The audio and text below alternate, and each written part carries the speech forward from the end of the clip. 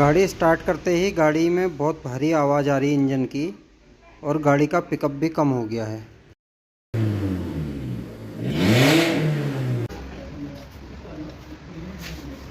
ये पुराना वाला साइलेंसर है, ये पूरा गल गया था, इसमें एक बार वेल्डिंग भी हो चुकी है, उसके बाद भी ये लीकेज कर रहा है। लेकिन इसमें गलती ये कर दी, वेल्डिंग ये वाले हिस्से में भी कर दी, जो ढुलकी वाला हिस्सा होता है, इसकी वजह से ये अंदर इसका ख़राब हो गया, ये वाला ये बैठ नहीं रहा, इस चक्कर में पूरा ये नया पार्ट डालना पड़ा।